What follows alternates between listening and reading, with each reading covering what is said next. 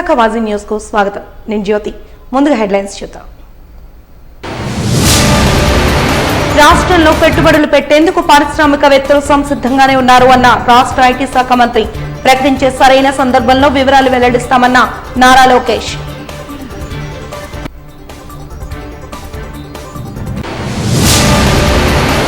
వంద రోజుల పాలనలో వైఫల్యాలను, హామీల నుండి ప్రజలను దృష్టి మరల్చడానికే లడ్డూ వివాదం. తిరుపతి లడ్డూ ప్రసాదంపై కూటమి ప్రభుత్వ ఆరోపణలపై మాజీ మంత్రి గుడివాడ అమర్నాథ్ విమర్శ. టీడీపీ ప్రకటించిన సూపర్ 6 పథకాలను వెంటనే అమలు చేయాలన్న కాంగ్రెస్ పార్టీ జిల్లా అధ్యక్షులు. నిద్రపోతున్న ప్రభుత్వాన్ని మేల్కొల్పే విధంగా థాళీ బజావో కార్యక్రమాన్ని చేపట్టిన వెంకటవర్మ. ఇక వివరాల్లోకి వెళ్తే, విశాఖ నోవెటల్లో సిఐఐ ఇన్ఫ్రాస్ట్రక్చర్ సదస్సులో పాల్గొన్న మంత్రి నారా లోకేష్ మీడియాతో మాట్లాడారు. ఈ సందర్భంగా ఆయన మాట్లాడుతూ భవిష్యత్తులో విశాఖకు ఏం చేయాలి, మౌలిక సదుపాయాల ప్రాజెక్టులను ఎలా ముందుకు తీసుకెళ్లాలనే అంశాలపై చర్చించామన్నారు. భోగాపురం విమానాశ్రయ నిర్మాణంతో పాటు భోగాపురానికి రోడ్డు, మెట్రో కనెక్టివిటీ గురించి చర్చించామని తెలిపారు. అభివృద్ధి వికేంద్రీకరణలో భాగంగా ఒక్కో జిల్లాకు ఒక్కో ఫోకస్ ఏరియా గతంలోనే టీడీపీ ప్రభుత్వం రూపొందించిందన్నారు. గత ప్రభుత్వ విధానాల కారణంగా పారిశ్రామికవేత్తలు వెనక్కి వెళ్లిపోయారన్నారు. ఎకనామిక్ యాక్టివిటీ మొత్తం రివైజ్ చేయాలని, మౌలిక సదుపాయాలపై పెద్ద ఎత్తున పెట్టుబడులు పెట్టాలన్నారు. రాబోయే రోజుల్లో పెద్ద ఎత్తున విశాఖలో పెట్టుబడులు రాబోతున్నాయన్నారు. విశాఖను ఇతర రాష్ట్రాలతో పోటీ పడే విధంగా తయారు చేస్తామని తెలిపారు. విశాఖలో ఉన్న ఐటీ కంపెనీలతో సమావేశమై వారికున్న సమస్యలపై చర్చించామని, వాటిని పరిష్కరించామని కూడా నారా లోకేష్ చెప్పారు.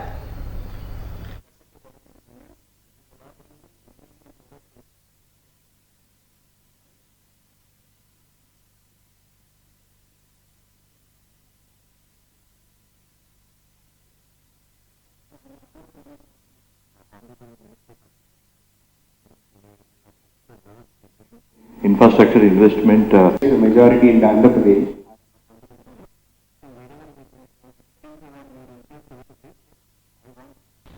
సంవత్సరాల తర్వాత మళ్ళీ పెద్ద ఎత్తున ఆంధ్ర రాష్ట్రంలో పెట్టుబడులు పెట్టడానికి అనేక మంది పారిశ్రామికవేత్తలు, ఆ ప్రాజెక్ట్స్ని ఫండ్ చేసేదానికి ఫైనాన్సియర్స్, అదేవిధంగా ప్రజాప్రతినిధులు అంటే ఎవరైతే ఎంపీగా కానివ్వండి, మంత్రులుగా పనిచేసే వాళ్ళు కానివ్వండి, వాళ్ళందరూ కలిసికట్టుగా వచ్చి ఒక సమితి ఏర్పాటు చేసుకుని రాబోయే రోజుల్లో విశాఖపట్నానికి ఏం చేయాలి, ఎలా ముందలు తీసుకెళ్ళాలి, ఇన్ఫ్రాస్ట్రక్చర్ ప్రాజెక్ట్స్ ఎలా ఫండ్ చేయాలి, భోగాపురం ఎయిర్పోర్టే అర్థం కాదు, విశాఖపట్నానికి Bhogapuram airport connectivity, metro connectivity, అదేవిధంగా ఆంధ్ర రాష్ట్రంలో ఒక్కొక్క జిల్లాకి ఒక్కొక్క ఫోకస్ ఏరియా అంటే అభివృద్ధి వికేంద్రీకరణ భాగంలో ఒక్కొక్క జిల్లాకి ఒక్కొక్క ఫోకస్ ఏరియా గతంలోనే తెలుగుదేశం ప్రభుత్వం రూపొందించింది. దానికి అనేక పెట్టుబడులు గతంలోనే వచ్చినాయి.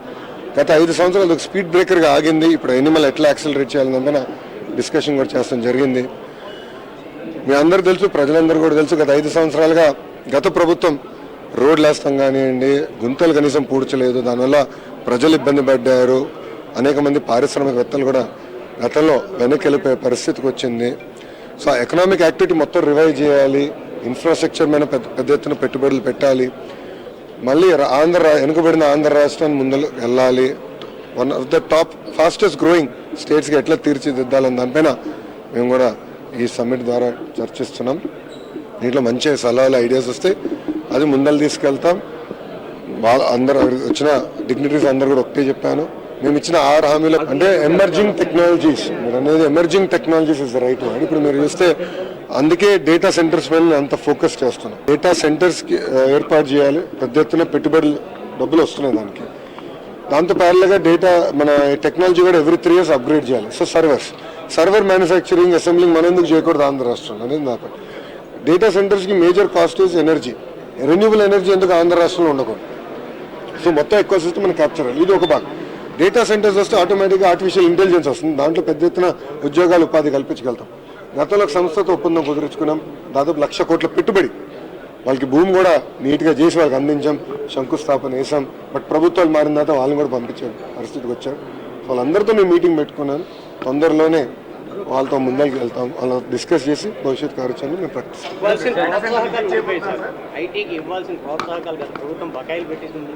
అవన్నీ నేను సిస్టమేటిక్గా క్లియర్ చేస్తాను. అందుకని మొదటి 100 రోజులు ఉన్న ఐటీ కంపెనీలతో మీటింగ్లు పెట్టుకుని వాళ్ళు ఎదుర్కొన్న ఇబ్బందులు ఏంటి, పెండింగ్ ఇన్సెంటివ్స్ ఏమేమి ఉన్నాయి, గత ప్రభుత్వం అసలు అప్లోడ్ కూడా చేయలేదు. సో అన్ని సమస్యలున్నాయి, అవన్నీ క్లీనప్ చేస్తున్నాం. బట్ డెఫినెట్లీ ఒక స్ట్రీమ్ లైన్ గ్రీన్ ఛానల్లో ఇన్సెంటివ్స్ అందజేసే బాధ్యత మేము తీసుకుంటాం. వైఎస్ఆర్సీపీ మాజీ మంత్రి కారుమూరి నాగేశ్వరరావు విశాఖలో విలేకరుల సమావేశంలో మాట్లాడారు. ఈ సందర్భంగా కారుమూరి మాట్లాడుతూ బీసీలకు మంచి చేస్తారనే ఉద్దేశంతో మాజీ సీఎం జగన్ ఆర్ కృష్ణయ్యకు రాజ్యసభ పదవి ఇచ్చారన్నారు. ఇప్పుడేమో చంద్రబాబుకు అమ్ముడుపోయిన వ్యక్తిగా ఆర్ కృష్ణయ్య నిలిచారని విమర్శించారు. చరిత్రహీనుడిగా ఆర్ కృష్ణయ్య మిగిలిపోతారన్నారు. ఆర్ కృష్ణయ్యను ప్రజలు క్షమించారని, బీసీలకు పెద్దపీట వేయాలని రాజ్యసభ సీట్లు అత్యధికంగా వైఎస్ జగన్ ఇచ్చారని గుర్తు చేశారు. బీసీలకు అన్యాయం చేసిన వ్యక్తి చంద్రబాబు అన్నారు. బీసీలకు జగన్ రాజ్యసభ సీట్లు ఇస్తే వాటిని వేరే వారికి ఇవ్వాలని చంద్రబాబు చూస్తున్నారంటూ విమర్శలు గుప్పించారు.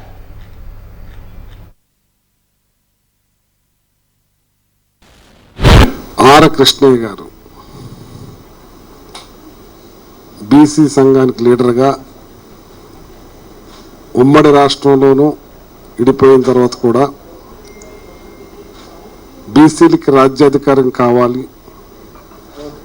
బీసీలకి పెద్దపీట వేయాలి, అన్ని పార్టీలు బీసీలు గౌరవించాలి, వాళ్ళకి సరైన న్యాయం చేయాలని పోరాటాలు చేసిన వ్యక్తి ఆర్ కృష్ణయ్య. ఆయనకి తెలంగాణ రాష్ట్రంలో ఉన్నా కానీ జగన్మోహన్ రెడ్డి గారు రెండు రాష్ట్రాల్లోనూ ఎప్పటి నుంచో పోరాటం చేస్తున్న ఆర్ కృష్ణయ్యకి రాజ్యసభ ఇవ్వటం వల్ల పార్లమెంట్లో రాజ్యసభలో బీసీల గళాన్ని వినిపిస్తారు, బీసీలకి మంచి జరుగుద్ది, నేను బీసీలకు మేలు చేసే దాంట్లో ఆ రకంగా మరి ఆయన గళం వస్తుందని చెప్పి మంచి ఉద్దేశంతో జగన్మోహన్ రెడ్డి గారు ఆయన్ని పిలిచి రాజ్యసభ ఇస్తే మరి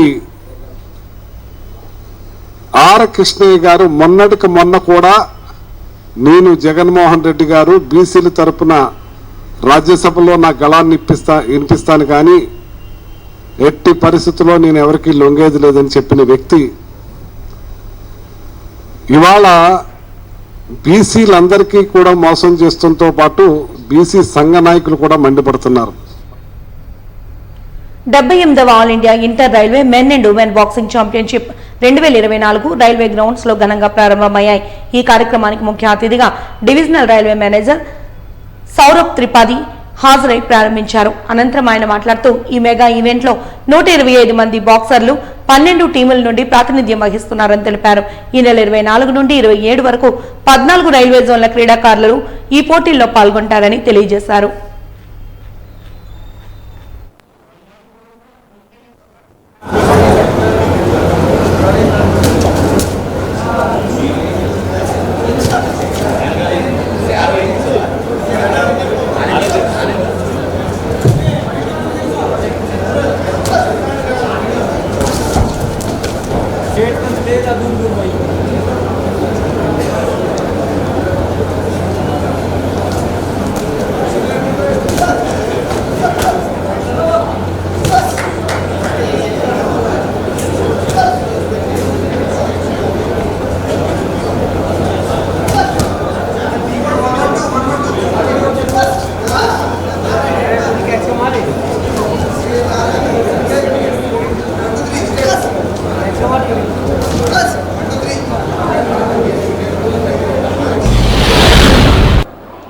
Is also called the City of Destiny. A very warm welcome to all of you.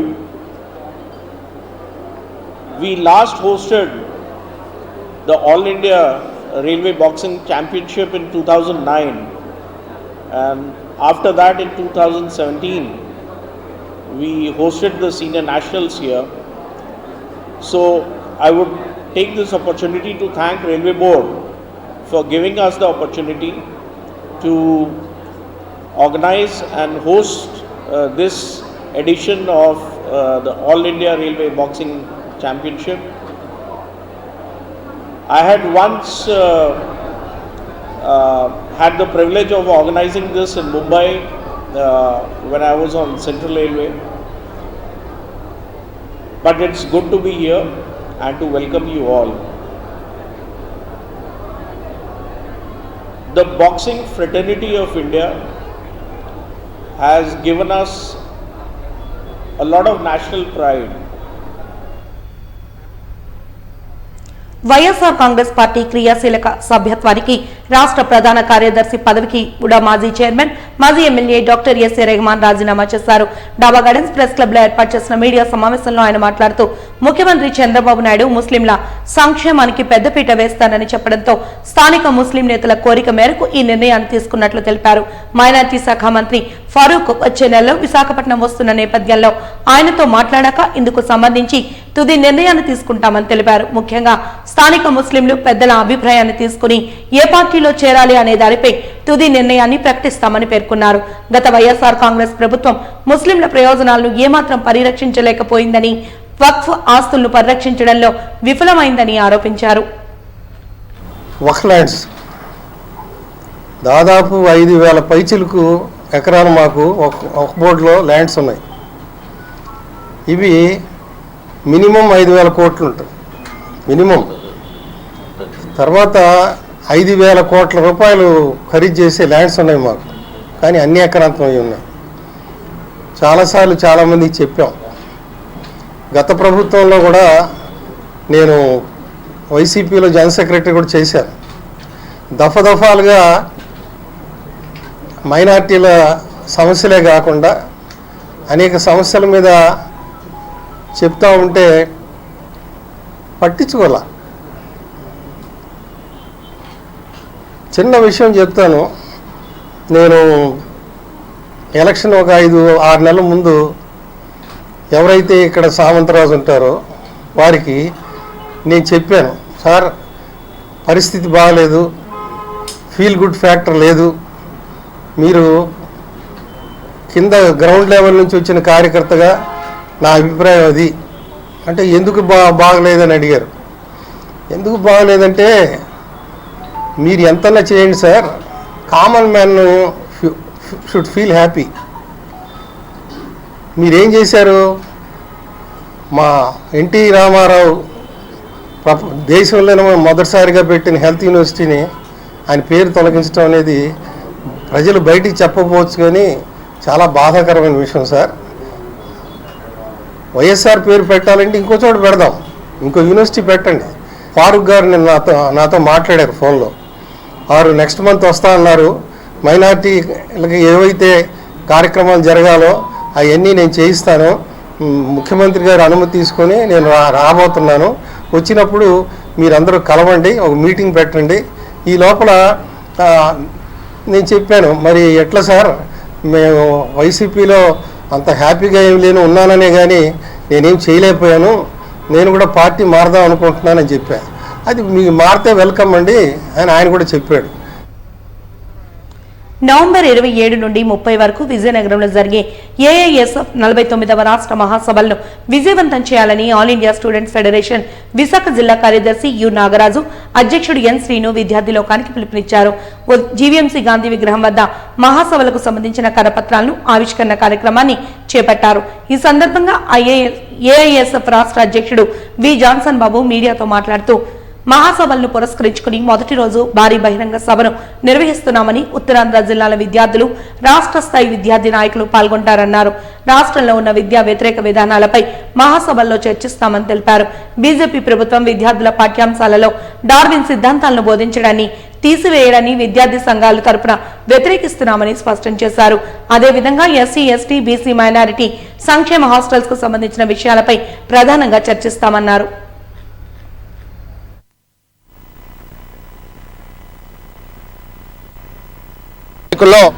విజయనగరంలో 49వ రాష్ట్ర మహాసభలు ఏఐఎస్ఎఫ్ ఘనంగా నిర్వహించుకోబోతా ఉన్నాం. 27వ తారీఖున భారీ బహిరంగ సభ, 10,000 మందితో ప్రదర్శన, తర్వాత 3 రోజుల పాటు డెలిగేట్స్ మీటింగు నిర్వహిస్తూ ఉన్నాం. దీంట్లో దేశంలో, రాష్ట్రంలో ఉన్నటువంటి విద్యా వ్యతిరేక విధానాలు, కార్పొరేటీకరణ, ప్రైవేటీకరణ, కాషాయీకరణ, ఈ అంశాలపైన పూర్తి స్థాయిలో చర్చించడం జరుగుతుంది. దీంట్లో ప్రొఫెసర్స్, అదేవిధంగా లెఫ్ట్ ఐడియాలజీ ఉన్నవాళ్ళు వీళ్ళంతా కూడా పాల్గొంటారు. దీంట్లో పాల్గొనడానికి మేమంతా కూడా వాళ్ళని పిలుస్తూ ఉన్నాం. దీంట్లో ఖచ్చితంగా ఈ మహాసభలు మరి ఈ ఉత్తరాంధ్ర జిల్లాలకు సంబంధించి నాయకత్వము, అదేవిధంగా 26 జిల్లాలకు సంబంధించి ఏఐఎస్ఎఫ్ నాయకత్వం అక్కడికి వచ్చి ఆ 3 రోజులు 4 రోజుల పాటు ఉండడం జరుగుతుంది. ప్రధానంగా ఈ మహాసభలలో మరి ఈ రాష్ట్రంలో ఉన్నటువంటి విద్యా వ్యతిరేక విధానాలు, ప్రధానంగా ఎన్ఈపిలో దేశంలో మరి కేంద్రంలో ఉన్నటువంటి బీజేపీ ప్రభుత్వం ఎన్ఈపిని తీసుకురావడం జరిగింది. ఆ ఎన్ఈపిని మేము వ్యతిరేకిస్తూ ఉన్నాం. దాంట్లో 3, 4, 5 తరగతులు విలీనం చేయడం ద్వారా పేద మధ్యతరగతి విద్యార్థులు చదువుకు దూరం అవుతా ఉన్నారు. అదేవిధంగా డిగ్రీలో మేజర్ మైనర్ సబ్జెక్టులు తీసుకొని వచ్చి విద్యార్థులకు, డిగ్రీ విద్యార్థులకు విద్యను దూరం చేసే పద్ధతిలో నడిపిస్తూ ఉన్నారు. పైగా పాఠ్యాంశాలలో, పాఠ్యపుస్తకాలలో డార్విన్ సిద్ధాంతం లాంటి సైన్స్ పరంగా ఉన్నటువంటి పాఠ్యాంశాలన్నీ కూడా తొలగించి మూఢనమ్మకాలను విద్యార్థులు మెదల్లోకి రుద్దడం కోసం ఇవాళ మూఢనమ్మకాలు, చేతబడులు లేదా పూజలు ఎలా చేయాలి, రకరకాల మూఢనమ్మకాలతో విద్యార్థులను చెడగొట్టే ప్రయత్నం ఈ ఎన్ఈపి చేస్తూ ఉంది. ఇది పూర్తి స్థాయిలో ఏదైతే బీజేపీ బ్లూ ప్రింట్, అది మతోన్మాదానికి సంబంధించింది. అదేవిధంగా మరి రాష్ట్రంలో ఉన్నటువంటి SC, ST, BC, minority hostels సంబంధించినటువంటి అంశాలు, దాంట్లో పూర్తిగా విద్యార్థులకు మౌలిక సదుపాయాలు, మంచినీటి వాటర్ ప్లాంట్ మొదలుకొని ఖాళీగా ఉన్నటువంటి వార్డెన్, కుక్, అటెండర్ పోస్టులు కూడా భర్తీ చేయాలి, ప్రొఫెసర్ పోస్టులు కూడా వెంటనే భర్తీ చేయాలి అని చెప్పి కూటమి ప్రభుత్వం 100 రోజుల పాలనలో వైఫల్యాలను, ఇచ్చిన హామీల నుండి ప్రజలను డైవర్ట్ చేయడానికి లడ్డు వివాదాన్ని తెరపైకి తీసుకొచ్చారని మాజీ మంత్రి గుడివాడ అమర్నాథ్ ఆరోపించారు. తిరుపతి లడ్డు ప్రసాదంపై కూటమి ప్రభుత్వం చేస్తున్న అసత్య ప్రచారాలను ఖండిస్తూ నల్ల కండువాలు ధరించి వైసీపీ నేతృత్వంలో జీవీఎంసీ గాంధీ విగ్రహం వద్ద నిరసన చేపట్టామని తెలిపారు. అనంతరం అక్కడి నుండి నిరసన తెలుపుతూ నడుచుకుంటూ జీవీఎంసీ కౌన్సిల్ మీటింగ్ కు వెళ్లారు. ఈ సందర్భంగా అమర్నాథ్ మాట్లాడుతూ కలియుగ దైవమైన వెంకటేశ్వర స్వామిని కూడా వాడుకుంటున్న పరిస్థితి రాష్ట్రంలో ఏర్పడడం దురదృష్టకరమన్నారు. పీసీ సర్కార్, మాయల పకీర్ లాంటి వారిని చంద్రబాబు నాయుడు మించిపోయారంటూ ఎద్దేవా చేశారు. విజయవాడ వరదలు, సూపర్ 6 హామీలు, అమరావతి మునిగిపోవడం వంటి వాటి నుండి ప్రజల దృష్టి మార్చడానికి తిరుపతి దేవాలయ వెంకటేశ్వర స్వామి లడ్డూపై లేనిపోని వ్యాఖ్యలు చేయడం సరికాదన్నారు. రాష్ట్రంలో ప్రజలు అన్ని గమనిస్తున్నారంటూ హెచ్చరించారు.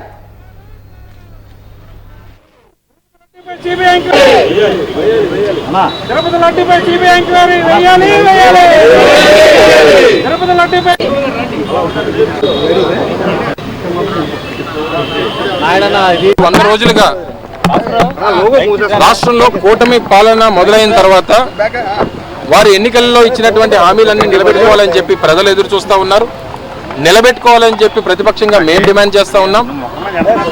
ఈ క్రమంలో ఏ ఒక్క హామీని కూడా నిలబెట్టుకోకుండా అనేక అంశాలు ఈ ప్రభుత్వానికి ఎదురవుతున్నటువంటి సమయంలో మొన్న జరిగినటువంటి విజయవాడలో వచ్చినటువంటి వరదలు కేవలం ప్రభుత్వం తాలూకా నిర్లక్ష్యం వల్లే జరిగిందనేటువంటిది అందరికీ అర్థమవుతా ఉంది. ఒక పక్క స్టీల్ ప్లాంట్ ప్రైవేటీకరణ జరుగుతూ ఉంది అనేటువంటి దాని మీద ఈరోజు కూటమి ప్రభుత్వం మాట్లాడేటువంటి సాహసం కానీ ధైర్యం కానీ చేయట్లేదు. వారు చెప్పేటువంటి అమరావతి రాజధాని ఏ రకంగా మనం వరదల్లో మునిగిపోయిందో చూసాం. ఇచ్చినటువంటి సూపర్ 6 హామీలు అమలు చేసుకోలేనటువంటి పరిస్థితుల్లో ఉన్నటువంటి సందర్భాలు కనబడతా ఉన్నాయి. వీటన్నిటి నుంచి ఏ రకంగా తప్పుకోవాలనేటువంటి పరిస్థితి వచ్చినప్పుడు దానికి చివరికి దేవుణ్ణి కూడా వాడుకునేటువంటి స్థాయికి ఈరోజు రాష్ట్ర ముఖ్యమంత్రి చంద్రబాబు నాయుడు గారు దిగజారిపోయారు. కేవలం రాష్ట్రంలో ఉన్నటువంటి అనేక సమస్యల్ని, వారు ఇచ్చినటువంటి హామీల్ని, వాటన్నిటిని కూడా పక్కన పెట్టేటువంటి దానికి డైవర్షన్ పాలిటిక్స్ అనేటువంటిది ఆయన తీసుకున్నాడు. మనందరూ తెలుసు, మాయల్ పకీర్లు ఉంటారు, ఉన్నది లేనట్టుగా లేనిది ఉన్నట్టుగా చూపించడం. ప్రపంచ ప్రఖ్యాతిగాంచినటువంటి పీసీ సర్కార్ మెజిషియన్ మనందరికీ తెలుసు, జాదూ గారు అంటారు. సో అటువంటి వ్యక్తి ఏ రకంగా లేనిది ఉన్నట్టుగా ఉన్నది లేనట్టుగా చూపిస్తాడో ఈయన కూడా ఉన్నది లేనట్టుగా లేనిది ఉన్నట్టుగా చూపించేటువంటి ప్రయత్నం చేస్తూ ఉన్నారు. 2014-19 మధ్యలో ఈయనే ముఖ్యమంత్రిగా ఉన్నాడు. మరి అప్పుడు 16 సార్లు నెయ్యి లారీల్ని వెనక పంపించినటువంటి సందర్భాలు ఉన్నాయి. మరి అప్పుడు ఏం కలిసిందో చెప్పాలి చంద్రబాబు నాయుడు గారు. సో ఏదున్నా సరే ఇది హిందువుల తాలూకా సెంటిమెంట్తో కేవలం ఆంధ్ర రాష్ట్ర ప్రజలే కాదు, ప్రపంచవ్యాప్తంగా ఉన్నటువంటి హిందువులందరి తాలూకా మనోభావాలతో ఈరోజు చంద్రబాబు నాయుడు గారు ఆడుకుంటూ ఉన్నారు. సో దీని మీద సిబిఐ ఎంక్వైరీ జరగాలని చెప్పి వైఎస్ఆర్ కాంగ్రెస్ పార్టీ డిమాండ్ చేస్తూ ఉంది. All India central government pensioners association ఆధ్వర్యంలో అల్లూరి విజ్ఞాన కేంద్రంలో సమావేశాన్ని నిర్వహించారు. ఈ సందర్భంగా నాయకులు ఆజా శర్మ మాట్లాడుతూ కోర్టు తీర్పులను కూడా బేఖాతరు చేస్తూ ప్రభుత్వాలు విశ్రాంత ఉద్యోగులకు అన్యాయం చేస్తున్నారని ఆవేదన వ్యక్తం చేశారు. న్యాయస్థాన తీర్పు ప్రకారం ఇప్పటికే విశ్రాంత ఉద్యోగులకు హై పెన్షన్ స్కీమ్ ను వర్తింపచేయాల్సి ఉండగా కేంద్ర రాష్ట్ర ప్రభుత్వాలు తాత్సారం చేస్తున్నాయంటూ మండిపడ్డారు. కార్యక్రమంలో విశ్రాంత ఉద్యోగులు, పెన్షనర్స్ తదితరులు పాల్గొన్నారు.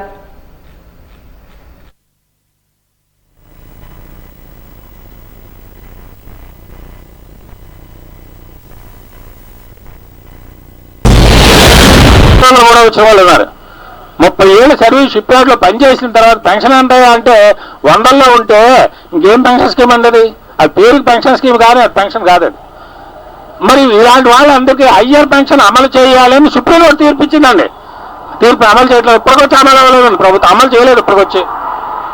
ఇప్పుడు తీర్పు ఇచ్చి దాదాపు 2 ఏళ్ళు పైగా అయిపోయింది. మీకు హయ్యర్ పెన్షన్ అమలు చేస్తాం, మీరు డబ్బులు మాకు, మీరు తీసుకున్న డబ్బులు తిరిగి మాకు కట్టండి అంటే చాలా మంది పెన్షనర్లు డబ్బులు కట్టారండి. లక్షల రూపాయలు అప్పులు చేసి డబ్బులు కట్టారు. కడితే ఆ డబ్బులన్నీ అలా ఊరుకుతున్నాయి, కానీ వీళ్ళకి హయ్యర్ పెన్షన్ మాత్రం అమలు చేయలేదు. అంటే కార్మికులకు కానీ, పెన్షనర్లకు కానీ, సాధారణ ప్రజానీకానికి కానీ అనుకూలంగా ఉండేటువంటి తీర్పులు కూడా ప్రభుత్వం అమలు చేయదు. అది అందుకని ఇప్పుడు ఏమిటి మార్గం మన ముందు ఉన్నదని ప్రభుత్వం అంత సులువుగా పెట్టి పరిష్కారం చేసే పరిస్థితి కనపడలేదు. అందుకని దీనికి మార్గం ఏమిటంటే, ఏదో కోర్టులు తీర్పులు ఇస్తాయంటే తీర్పులు ఇస్తే మంచిదే. ఇప్పుడు పంజాబ్ హైకోర్టు ఓ తీర్పు ఒకటి ఇచ్చింది 65 సంవత్సరాల తర్వాత తీర్పు ఇచ్చింది, అమలేది. అందువల్ల ఎక్కడైనా కొన్ని కోర్టులు మనకు అనుకూలంగా తీర్పులు ఇచ్చినా ప్రభుత్వాలు అది అమలు చేయటం లేదు. సార్వత్రిక ఎన్నికల సమయంలో టీడీపీ ప్రకటించిన సూపర్ 6 పథకాలను వెంటనే అమలు చేయాలని కాంగ్రెస్ పార్టీ జిల్లా అధ్యక్షులు అడ్డాల వెంకటవర్మ డిమాండ్ చేశారు. ఈ మేరకు జీవీఎంసీ గాంధీ విగ్రహం వద్ద జిల్లా కాంగ్రెస్ పార్టీ నేతృత్వంలో థాలీ బజావో కార్యక్రమాన్ని చేపట్టారు. ఈ సందర్భంగా వారు మీడియాతో మాట్లాడుతూ ఆంధ్రప్రదేశ్ కాంగ్రెస్ కమిటీ తరఫున టీడీపీ ప్రభుత్వానికి తమ కర్తవ్యాన్ని గుర్తు చేసే విధంగా టీడీపీ ప్రభుత్వాన్ని అమలు చేస్తామని చెప్పిన సూపర్ 6 పథకాలు అమలు చేయమని కోరుతున్నామన్నారు. రాష్ట్ర కాంగ్రెస్ కమిటీ పిలుపు మేరకు ప్రతి జిల్లా కలెక్టరేట్ ఎదుట థాలీ బజావో పేరిట జీవీఎంసీ గాంధీ విగ్రహం వద్ద నిరసన కార్యక్రమాలను చేపట్టామన్నారు. ప్లేట్లు, స్పూన్లు చేతబట్టి పెద్ద శబ్దంతో నిద్రలో ఉన్న కూటమి ప్రభుత్వాన్ని నిద్రలేపేలా ఈ కార్యక్రమాన్ని నిర్వహిస్తున్నామన్నారు. అధిక సంఖ్యలో జిల్లా కాంగ్రెస్ నాయకులు, కార్యకర్తలు కార్యక్రమంలో పాల్గొన్నారు.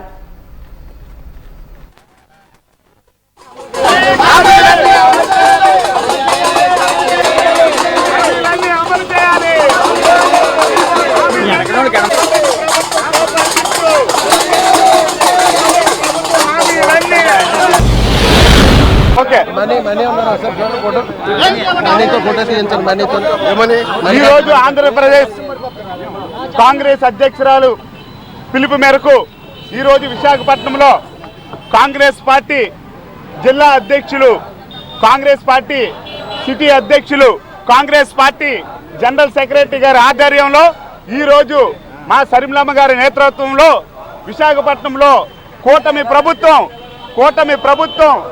100 రోజులు గడిచిన సందర్భంగా ఈరోజు వాళ్ళు ప్రజలకి ఏమీ ఒడిగట్టేది ఏమీ లేదు. ఈరోజు కూటమి ప్రభుత్వం ఇచ్చిన సూపర్ 6 హామీలు ఏ విధమైన ప్రజలకి నెరవేర్చలేదు, అమలు చేయలేదు. ప్రజల పట్ల బాధ్యత ఈరోజు వాళ్ళు గొప్పగా చెప్పుకుంటున్నారు. ఈ యొక్క వాళ్ళని నిద్ర లేపాలని ఈరోజు కాంగ్రెస్ పార్టీ రాష్ట్ర వ్యాప్తంగా కూటమి ప్రభుత్వాన్ని నిద్ర లేపాలని ఈరోజు మేము తాళీ బజావ్ అనే కార్యక్రమాన్ని మా కాంగ్రెస్ పార్టీ విశాఖపట్నం కుటుంబ సభ్యులందరూ కూడా కలిసి ఈరోజు తాళీ బజావ్ అనే కార్యక్రమాన్ని కూటమి ప్రభుత్వం 100 రోజుల పండగ చేసుకుంటుంది. పండగ దేనికి మేము అడుగుతున్నాం.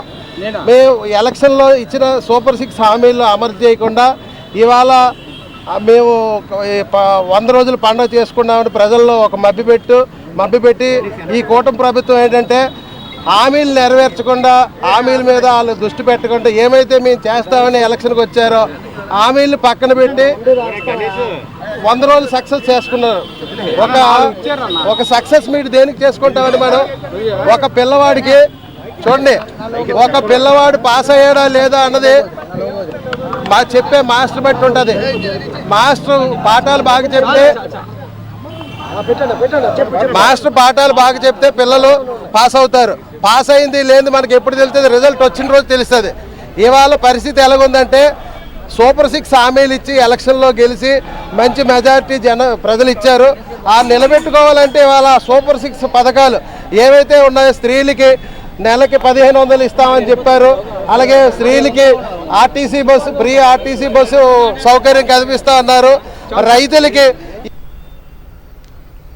వాల్తేరు డిపో యాజమాన్యం కార్మికుల పట్ల వివక్షను చూపిస్తూ సమస్యలను సృష్టించే దిశగా ప్రయత్నాలు చేస్తోందంటూ నేషనల్ మజ్దూర్ యూనియన్ నాయకులు ఆరోపించారు. ఈ మేరకు చలో వాల్తేరు పేరుతో డిపో వద్ద నిరసన దీక్షలు చేపట్టారు. ఈ సందర్భంగా పలువురు యూనియన్ నాయకులు మాట్లాడుతూ ప్రభుత్వంలో విలీనమైన తర్వాత ఆర్టీసీ సిబ్బంది అనేక ఇబ్బందులను ఎదుర్కొన్నారని తెలిపారు. ముఖ్యంగా కూటమి ప్రభుత్వం కార్మిక సమస్యల పరిష్కార దిశగా ఆలోచిస్తున్న వాల్తేరు డిపో యాజమాన్యం మాత్రం సమస్యను సృష్టించే విధంగా వ్యవహరిస్తున్నారంటూ మండిపడ్డారు. అదేవిధంగా కార్యక్రమానికి ముఖ్య అతిథిగా ఉత్తర నియోజకవర్గ ఎమ్మెల్యే విష్ణుకుమార్ రాజు హాజరయ్యారు. ఈ సందర్భంగా ఎమ్మెల్యే విష్ణుకుమార్ రాజు మాట్లాడుతూ కార్మిక వ్యవస్థను ఇబ్బంది పెట్టిన వారు ఎంతటి వారైనా ప్రజా వ్యతిరేకతను మూటగట్టుకుంటారని తెలిపారు. కార్యక్రమంలో ఆర్టీసీ సిబ్బంది యూనియన్ నాయకులు పాల్గొన్నారు. ప్రతి కండక్టర్ కూడా దొంగగా చూసే యాజమాన్యాన్ని ప్రభుత్వం విలీనంతో దాని తర్వాత జరిగినటువంటి పరిణామాల ఇబ్బందులన్నీ మనకు తెలిసినాయి. ఇవాళ కూటమి ప్రభుత్వం వచ్చిన తర్వాత మన ఎండీ గారి దగ్గరికి వెళ్ళినా, ఈడీసీని కలిసినా, మన ఆర్టీసీ మీద రివ్యూ పెట్టారంట సీఎం గారు. వీళ్ళన్నీ ఏది చూపిస్తే ఆయన అన్నారట, ఇవన్నీ సమస్యలు ఆర్టీసీ గవర్నమెంట్ చూద్దాం, ఉద్యోగులకు సంబంధించినటువంటి సమస్య ఏదో చెప్పండి, వాటికి ప్రయారిటీ ఇవ్వండి, ఎక్కడ సమస్య వీల్లేదు అనే స్వయంగా ముఖ్యమంత్రి గారు చెప్పారని ఎండీ గారు గౌరవ ఎగ్జిక్యూటివ్ డైరెక్టర్ అడ్మినిస్ట్రేషన్ గారు చెప్పడం జరిగింది. ఆయన అనుకోకుండా సమస్య వస్తే పరిష్కారం చేయమని ఆయన అంటున్నాడు. మన జిల్లా చూస్తే సమస్య క్రియేట్ చేస్తున్నారు. ఎక్కడైనా సమస్య వస్తే పరిష్కారానికి దొరుకుతుంది, ఎక్కడోసారి ఛానల్ దొరుకుతుంది. మనకి క్రియేట్ చేసిన దగ్గర సమస్య ఎక్కడ దొరుకుతుంది ఛానల్ మనకి? ఎంతసేపు కార్మికుల్ని టీటీఆర్ మీటింగ్ పెట్టి రాయి కేసులు రాయి ఏం చెప్తాం కేసులు? ఇంకా వాళ్ళు సిన్సియర్ అట, మేము అన్సిన్సియర్ అట మోటివేట్ చేస్తారట. కేసులతోనంటే అవేర్నెస్ కల్పిస్తారట. తప్పనిసరిగా ఎవరైనా ఆర్టీసీ కార్మికుల పైన అధికారులు అన్యాయంగా కేసులు బుక్ చేసి ఇబ్బంది పెట్టే ధోరణి గనక మానుకోకపోతే జగన్మోహన్ రెడ్డి గారికి విషయం నేను తెలియజేసుకుంటున్నా. ఎప్పుడైతే 2019లో కూడా నేను కంటెస్ట్ చేసినప్పుడు ఓడిపోయిన తర్వాత కూడా ఎప్పుడైతే జగన్మోహన్ రెడ్డి గారు ప్రభుత్వం ఏర్పాటు చేసినప్పుడు ప్రజలకి ఆమోదయోగ్యంగా లేని కార్యక్రమాలు చేస్తున్నప్పుడు ఈ రాష్ట్రంలో మొట్టమొదటిసారిగా జగన్మోహన్ రెడ్డిని వ్యతిరేకించిన వ్యక్తి నేను విష్ణుకుమార్ రాజు చెప్పిన తెలియజేస్తున్నాను.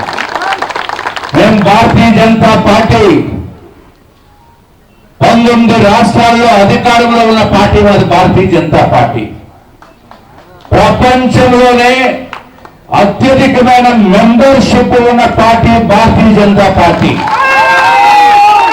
ప్రధానమంత్రి నరేంద్ర మోడీ గారి నేతృత్వంలో భారతదేశంలో ప్రతి ఒక్క ఇంటికి కూడా టాయిలెట్ ఫెసిలిటీ ఉండాలి, ప్రతి ఒక్కరికి ఇల్లు ఉండాలి అనే కార్యక్రమం చేపట్టిన పార్టీ భారతీయ జనతా పార్టీ.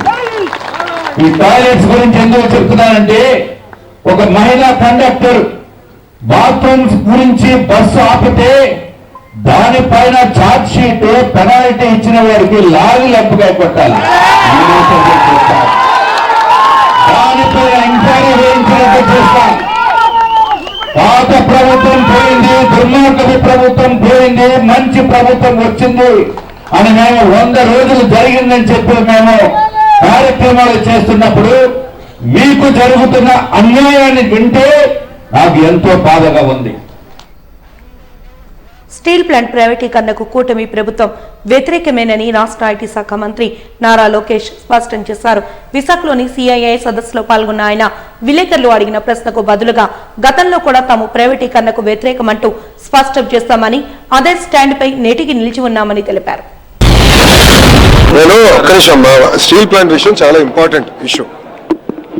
విశాఖ ఉక్కు ఆంధ్రుల హక్కు అనే నినాదంతో స్టీల్ ప్లాంట్ మనకు వచ్చింది గతంలో. కరెక్ట్.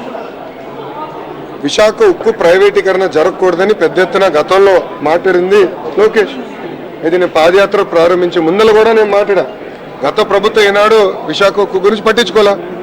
వాళ్ళకి కావాల్సిన ఇన్సెంటివ్స్ ఈనాడు గత ప్రభుత్వం ఇవ్వాల. మేము మాట్లాడుతున్నాం. మైనింగ్ కూడా క్యాన్సిల్ చేశారు. చంద్రబాబు నాయుడు గారు స్వయంగా కేంద్రంలో ఆర్థిక శాఖ మంత్రి గారితో మాట్లాడారు, స్టీల్ మంత్రి గారితో మాట్లాడారు, ఎంపీలందరూ కూడా స్టీల్ మినిస్టర్ దగ్గరికి వెళ్ళారు, చర్చలు జరుపుతున్నారు. అసలు ప్రైవేటీకరణ అన్న పేరు డిస్కషనే లేదు. కానీ రోజు ట్వీట్లు పెడతారు వైకాపాలు. అదేంటో నాకు అర్థం అవ్వదు. అరే వాళ్ళకి ఇంకా బుద్ధి రాలా? విశాఖ ప్రజలు ఇంత తీర్పు వచ్చినా ఎందుకు దుష్ప్రచారం చేస్తున్నారు? ఎవరిని మాట్లాడారా ప్రైవేటీకరణ గురించి? ఎవరైనా చెప్పారా?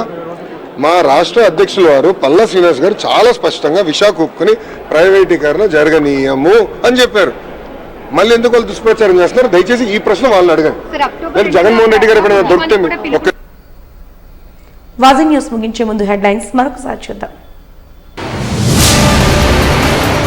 రాష్ట్రంలో పెట్టుబడులు పెట్టేందుకు పారిశ్రామికవేత్తలు సంసిద్ధంగానే ఉన్నారన్న రాష్ట్ర ఐటీ శాఖ మంత్రి. ప్రకటించే సరైన సందర్భంలో వివరాలు వెల్లడిస్తామన్న నారా లోకేష్.